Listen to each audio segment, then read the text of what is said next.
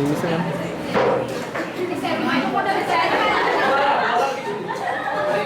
Madam বললো তোরা প্রোগ্রামটা খুব ভালো করেছিস, তুই চাচ্ছিস যে প্রোগ্রামটা যত সুন্দর হলো তত খারাপ হবে সে প্রোগ্রামটা খুব ভালো হয়েছে।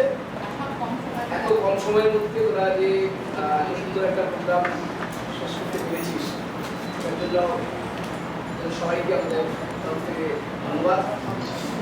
এবং এরপরে তোরা যেখানেই যাবি আরো ভালো করে এই সমস্ত প্রোগ্রাম করবি।